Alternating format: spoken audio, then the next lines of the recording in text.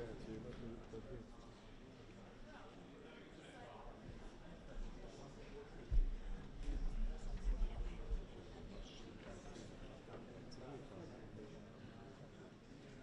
ממש רצינות, צריך להבין איך רוצים להיות.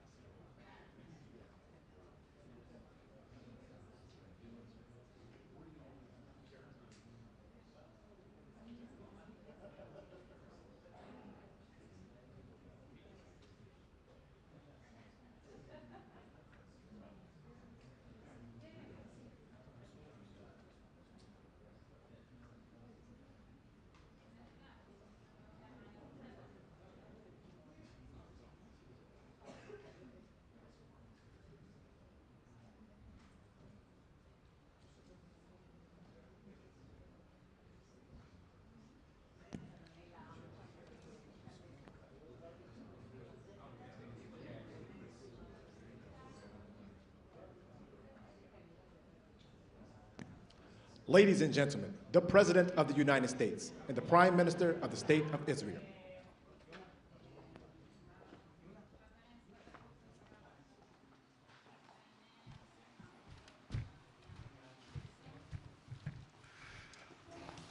Thank you very much.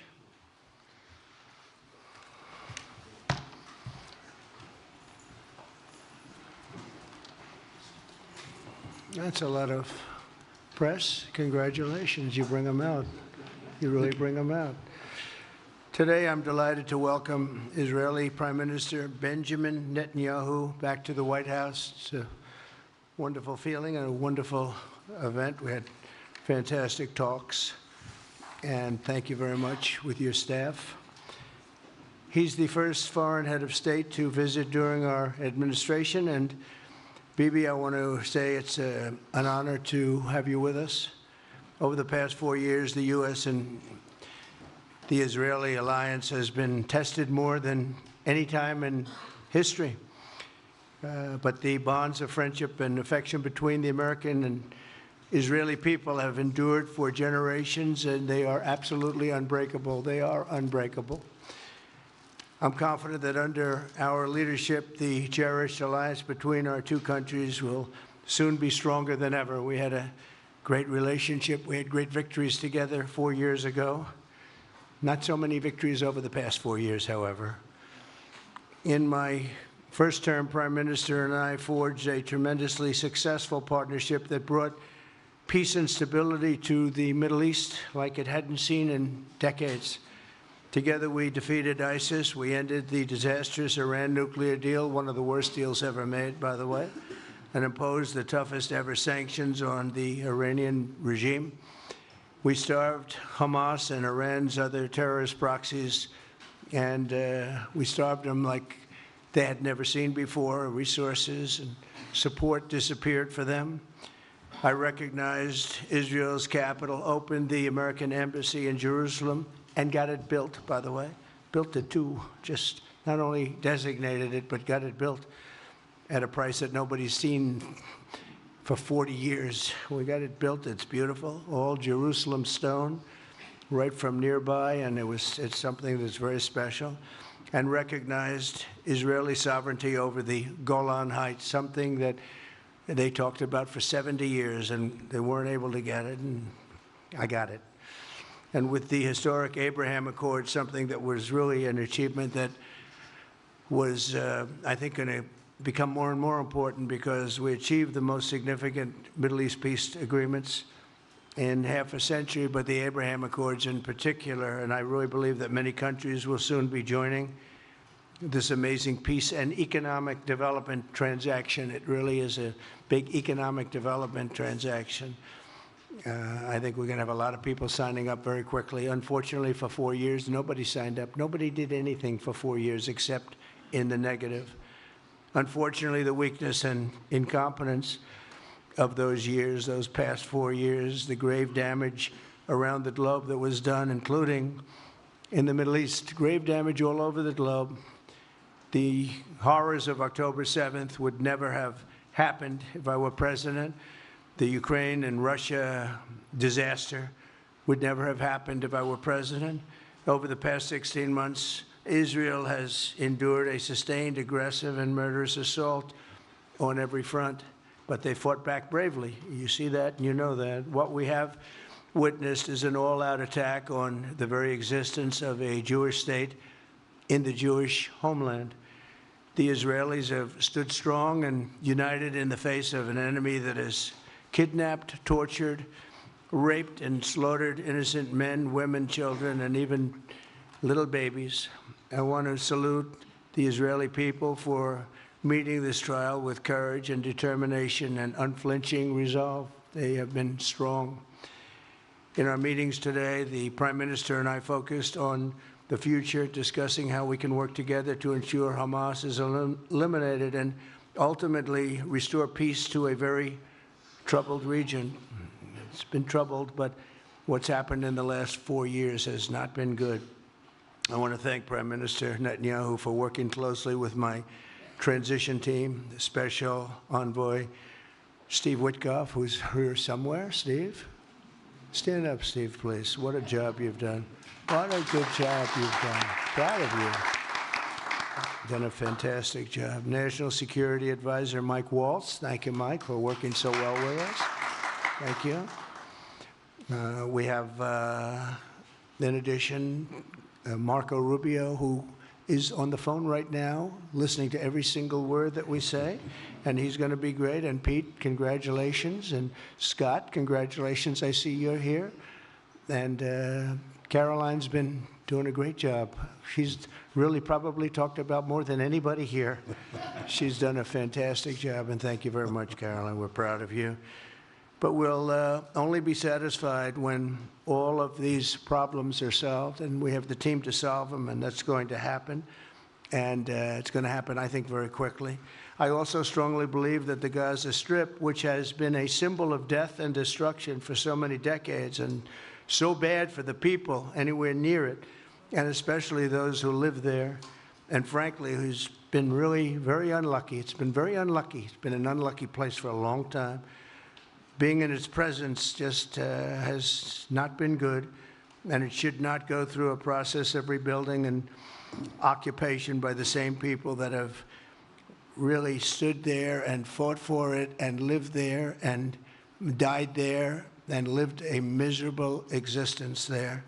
Instead, we should go to other countries of interest with humanitarian hearts, and there are many of them that want to do this, and build various domains that will ultimately be occupied by the 1.8 million Palestinians living in Gaza, ending the death and destruction and, frankly, bad luck.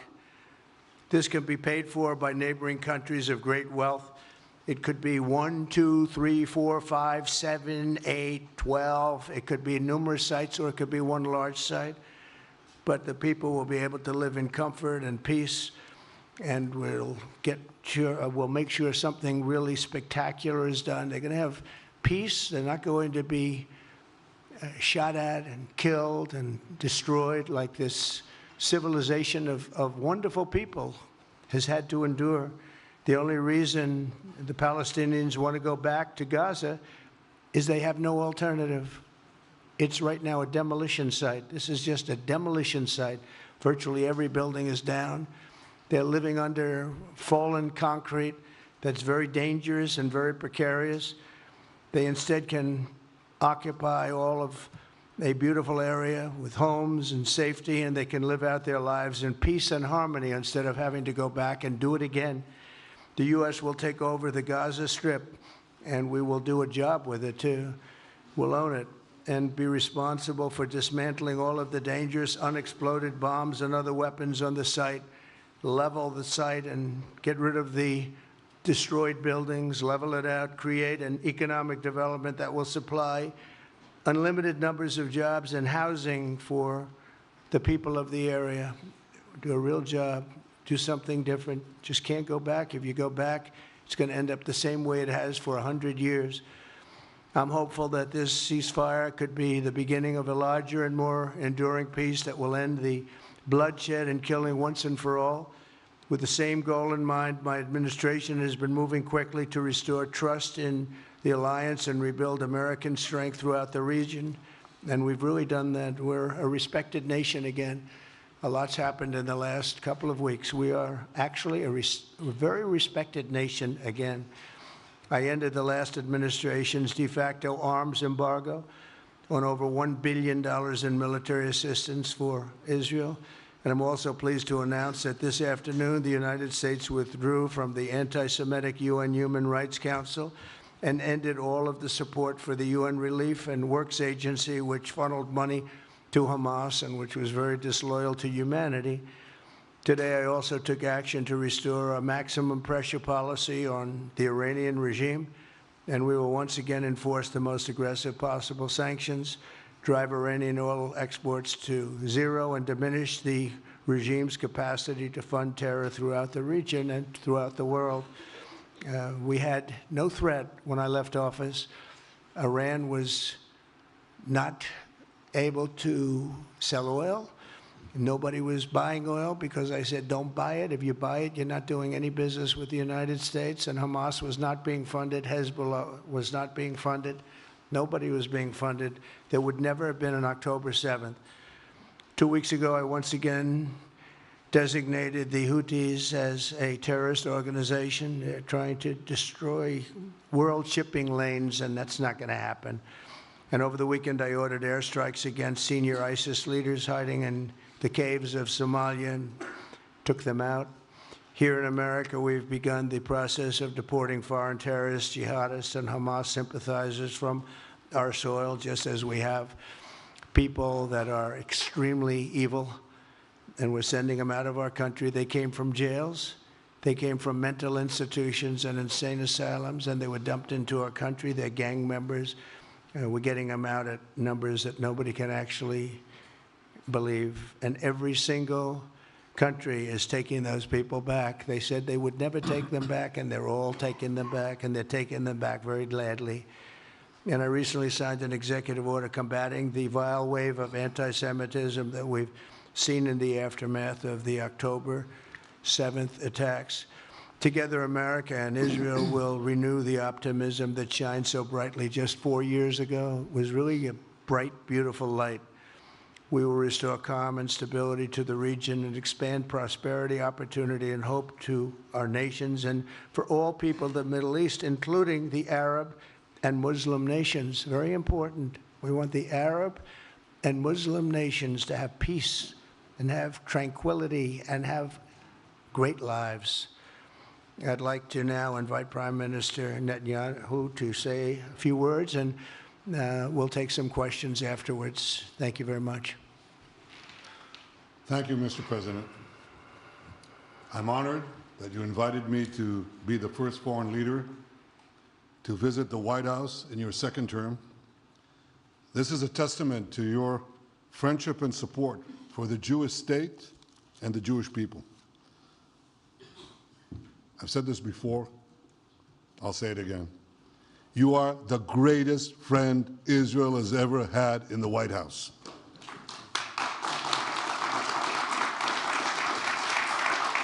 And that's why the people of Israel have such enormous respect for you. In your first term, you recognized Jerusalem as Israel's capital.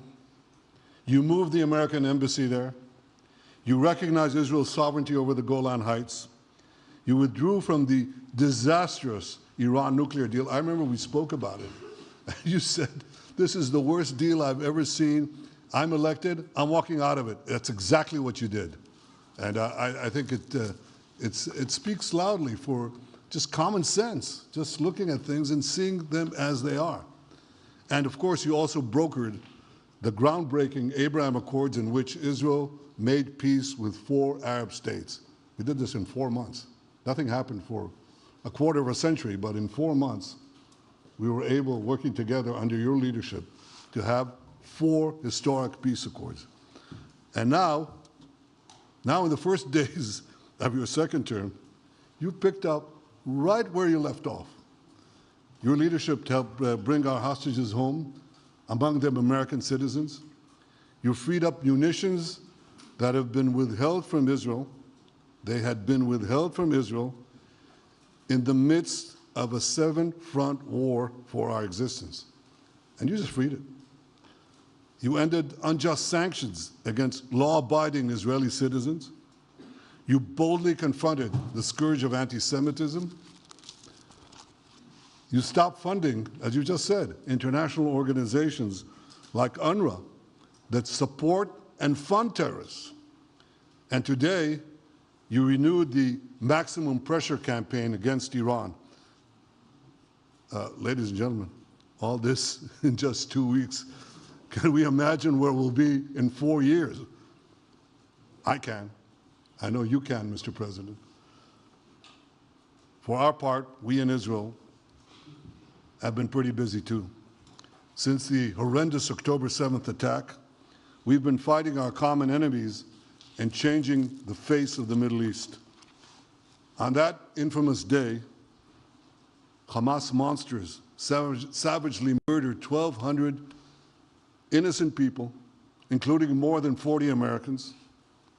They beheaded men, they raped women, they burnt babies alive, and they took 251 people hostage to the dungeons of Gaza.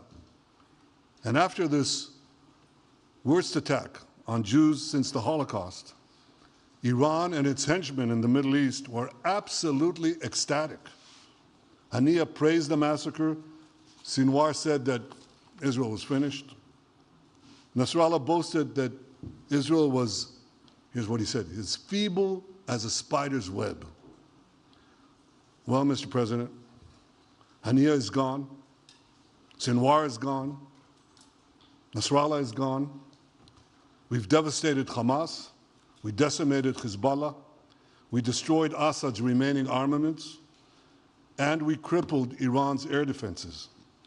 And in doing this, we've defeated some of America's worst enemies. We took out terrorists who were wanted for decades for shedding rivers of American blood, including the blood of 241 Marines murdered in Beirut. We accomplished all this with the indomitable spirit of our people and the boundless courage of our soldiers. The Bible says that the people of Israel shall rise like lions, and boy did we rise. Today, the roar of the Lion of Judah is heard loudly throughout the Middle East. Israel has never been stronger, and the Iran terror axis has never been weaker. But as we discussed, Mr. President, to secure our future and bring peace to our region, we have to finish the job. In Gaza, Israel has three goals: destroy Hamas's military and governing capabilities, secure the release of all of our hostages, and ensure that Gaza never again poses a threat to Israel. I believe, Mr. President, that your willingness to puncture conventional thinking that has failed time and time and time again, your willingness to think outside the box with fresh ideas will help us achieve all these goals. And I've seen you do this many times. You cut to the chase. You see things others refuse to see. You say things others refuse to say. And after the jaws drop, people scratch their heads and they say, you know, he's right. And this is the kind of thinking that enabled us to bring the Abraham Accords. This is the kind of thinking that will reshape the Middle East and bring peace. We also see eye to eye on Iran. That's the same Iran that tried to kill us both. They tried to kill you, Mr. President. They tried through their proxies to kill me.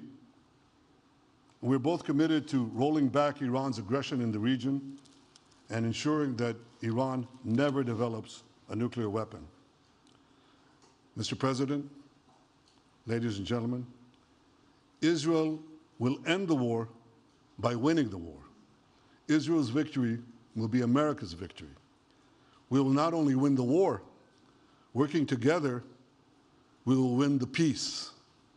With your leadership, Mr. President, and our partnership, I believe that we will forge a brilliant future for our region and bring our great alliance to even greater heights.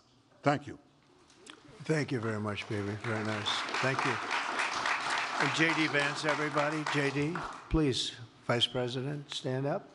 He's been doing a good job. He's been working very hard on all things, but this in particular.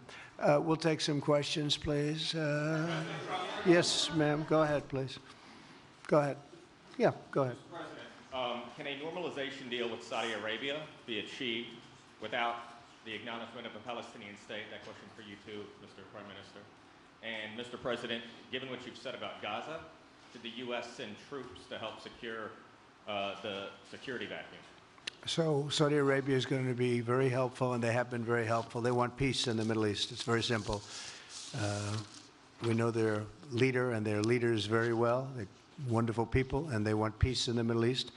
As far as Gaza is concerned, we'll do what is necessary. If it's necessary, we'll do that. We're going to take over that piece, and we're going to develop it, create thousands and thousands of jobs, and it'll be something that the entire Middle East can be very proud of.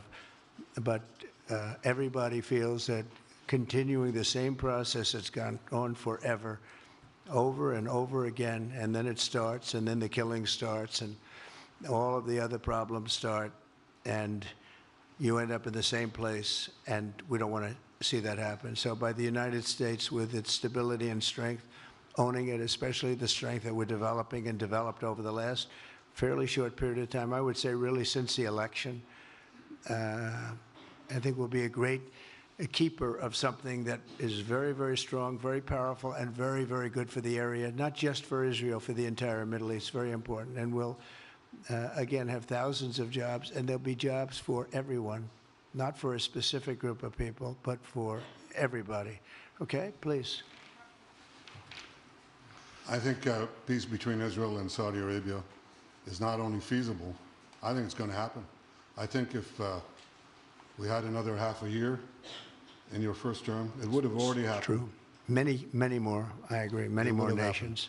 I think you can't prejudge and pre-guess how we'll achieve it, but I'm committed to achieving it. And I know the President is committed to achieving it, and I think the Saudi leadership is interested to achieve it. So we'll give it a good shot, and I think we'll succeed. Yeah, please, go ahead. First of all, President Trump, did you hear from Prime Minister Netanyahu at your meeting guarantees that the ceasefire will hold, including phase 2? And Prime Minister Netanyahu, question to you, why are you refusing to set up a national commission to investigate failures of the process? Well, I can't tell you whether or not the ceasefire will hold. We've done, I think, a very masterful job. We weren't helped very much by the Biden administration, I can tell you that. But we've gotten quite a few hostages out. We're going to get more out. But we're dealing with very complex people. And we are going to see whether or not it holds. We certainly want to have more come out. They've come out damaged in many ways, damaged, very damaged people. But they're going to get better, and they're going to be strong, and they're going to have a good life. And we hope to get as many as possible out. Whether or not it holds, I don't know. We hope it holds. We hope it holds. I think that at the appropriate time, which I think will enable us to really investigate what happens, what were the causes of the failures, by an independent commission that will be accepted by the majority of the people. We don't want it accepted by one half of the people and not the other. I think we should have it, and we should find out exactly what happened. I'm insisting on it. And believe me, it'll surprise a lot of people when it happens. Kelly, go ahead. You are outlining something that is really quite striking tonight. You are talking about... Thank you, Mr. President, Mr. Prime Minister. You are talking tonight about the United States taking over a sovereign territory. What authority would allow you to do that? Are you talking about a permanent occupation there, redevelopment? And Mr. Prime Minister, do you see this idea as a way to expand the boundaries of Israel and to have a longer peace, even though the Israeli people know how important that land is to you and your citizens, just as the space is inherited by the Palestinians as well? I do see a long-term ownership position, and I see it bringing great stability to that part of the Middle East and maybe the entire Middle East. And everybody I've spoken to, this was not a decision made lightly. Everybody I've spoken to loves the idea of the United States owning that piece of land, developing and creating thousands of jobs with something that will be magnificent in a really magnificent area that nobody would know. Nobody can look because all they see is death and destruction and rubble and demolished buildings falling all over. It's just a terrible sight. I've studied it. I've studied this very closely over a lot of months, and I've seen it from every different angle. And it's a very, very dangerous place to be, and it's only going to get worse. And I think this is an idea that's gotten tremendous, and I'm talking about from the highest level of leadership, gotten tremendous praise. And if the United States can help to bring stability and peace in the Middle East, we'll do that. Bibi? I mentioned again tonight our 3 goals. And the third goal is to make sure that Gaza never poses a threat to Israel again. President Trump is taking it to a much higher level. He sees a different future for that piece of land that has been the focus of so much terrorism, so many attacks against us, so many trials and so many tribulations. He has a different idea. And I think it's worth paying attention to this. We're talking about it. He's exploring it with his people, with his staff. I think it's something that could change history. And it's worthwhile really pursuing this avenue. Yeah, please, go ahead. Go ahead. Right. President, I have a question for you. Can you hear me? Yeah. So before rebuilding Gaza again, obviously we'll take out all the hostages, and one of them is Don Alexander, an American soldier who is alive. How will you be assured that you will take out all the hostages and then rebuild? We're working very hard to get all the hostages. The word is all, and we are working very hard. So far, it's been moving along fairly rapidly, pretty much on schedule. I'd love to have them all out at one time, but we're taking them out, and tomorrow more are being released, and over the days more, and then we'll go into a phase 2. But we'd like to get all of the hostages, and if we don't, it will just make us somewhat more violent. I will tell you that, because they would have broken their word. Mr. Witkoff and his entire group have been working 24 hours around the clock, and they want them out, and promises have been made to them, and we'll see whether or not those promises will be kept. But we want all the hostages, that's right. How much time do you think it will take? Do you support, Mr. President, do you support Israeli sovereignty in Judea and Samaria, areas which many believe is the biblical homeland of the Jewish people? Well, we're discussing that with many of your representatives. You're represented very well, and people do like the idea, but we haven't taken a position on it yet. But we will be we'll be making an announcement probably on that very specific topic over the next 4 weeks. Go ahead, please. Please. Thank you so much, Mr. President. So you just said that you think all the Palestinians should be relocated to other countries. Does that mean that you do not support a two-state solution? It doesn't mean anything about a two-state or one state or any other state. It means that we want to have, we want to give people a chance at life. They have never had a chance at life because the Gaza Strip has been a hellhole for people living there. It's been horrible. Hamas has made it so bad, so dangerous, so unfair to people. And by doing what I'm recommending that we do, it's a very strong recommendation, but it is a strong recommendation. By doing that, we think we're going to bring perhaps great peace to long beyond this area. And I have to stress, this is not for Israel. This is for everybody in the Middle East, Arabs, Muslims. This is for everybody. This would be where they can partake in terms of jobs and living and all of the other benefits. And I think it's very important. It just doesn't work the other way. You know, you can't keep trying. They just has been going along for so many decades, you can't even count. You just can't keep doing. You have to learn from history. You can't keep doing the same mistake over and over again. Gaza is a hellhole right now. It was before the bombing started, frankly. And we're going to give people a chance to live in a beautiful community that's safe and secure. And I think you're going to see a tremendous outflowing of support. I can tell you, I spoke to other leaders of countries in the Middle East, and they love the idea. They say it would really bring stability, and what we need is stability. Yes, sir, please. Go ahead. Thank you. Are you still committed to imposing sanctions on the ICC, despite the move being stalled in the Senate? And please, a question for the Prime Minister as well. The President has been very clear about his desire to achieve a deal with Saudi Arabia. How do you settle this if Israel is required to renew the war against Hamas in the future? Go ahead, Bibi. I think everybody understands that just as the President fought and defeated Al-Qaeda and ISIS, that we can't leave Hamas there because Hamas will continue the battle to destroy Israel. They'll do, you know, when in this temporary ceasefire, one of their leaders comes out, you know what he says? We're going to do October 7th again, except we'll do it bigger.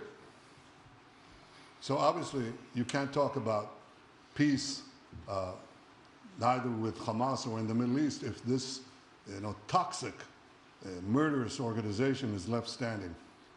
Any more that you could make peace in Europe after World War II if the Nazi regime was left standing and the Nazi army was left standing.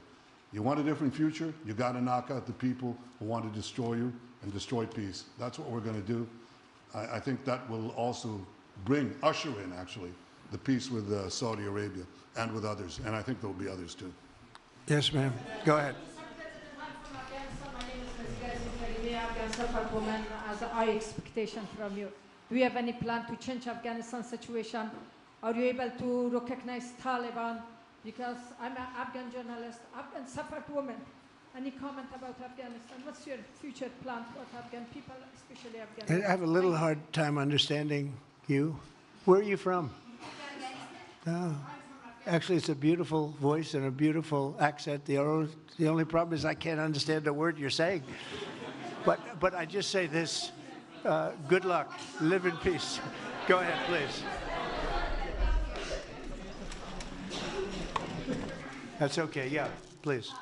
Prime Minister, you said earlier today that it was tough for you to implement these sanctions on Iran, but you did indicate that you were willing to negotiate with them. What would that look like, and are you in conversations with them? And the same for the Prime Minister, sir. I hated doing it. I want Iran to be peaceful and successful. I hated doing it. I did it once before, and we brought them down to a level where they were unable to give any money. They had to survive themselves, and they had no money. They were essentially broke, and they had no money for, as I said, Hezbollah. They had no money for Hamas. They had no money for any form of terror. The 28, if you call it, the 28 sites of terror, they had no money for any of it.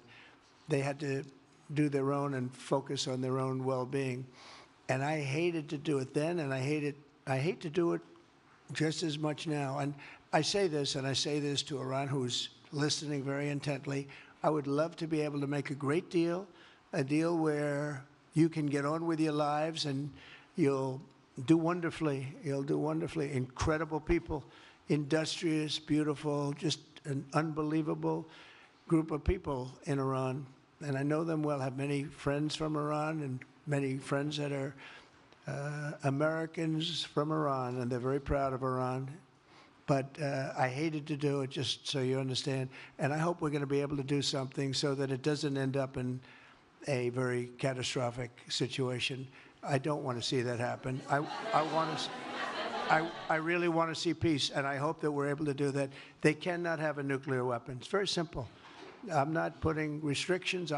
They cannot have one thing. They cannot have a nuclear weapon. And if I think that they will have a nuclear weapon, despite what I just said, I think that's going to be very unfortunate for them. If, on the other hand, they can convince us that they won't, and I hope they can. It's very easy to do. It's actually very easy to do. I think they're going to have an unbelievable future. Yeah, please, sir, go ahead. You just laid out your plan for Gaza. Yes. Can you lay out your plan for Ukraine and also... For Ukraine? For Ukraine, yes. You consider yourself a strong leader. You blamed your predecessor for letting Russia to take over Ukraine. Will you demand from Putin to get out of Ukraine, from sovereign territory of Ukraine? So we're dealing right now in the subject. I don't want to spend a lot of time because we're here for another reason, but we are having very good talks, very constructive talks on Ukraine. And we are talking to the Russians. We're talking to the Ukrainian leadership. It would have never happened. That would have never happened. It should have never happened. I get reports every week, the number of soldiers, mostly soldiers now. The cities have been largely demolished. You talk about a very sad sight to see. We talk Gaza. Well, many of these cities look as bad as Gaza and worse, what's happened to them. And I want to see that end. And I want to see it end for one simple reason, the life of young people being absolutely obliterated on both sides. You probably have 700,000 Ukrainian soldiers dead, 800,000, maybe more Russian soldiers dead. It's very flat land, and the only thing that's going to stop a bullet is a human body. In this case, usually soldiers.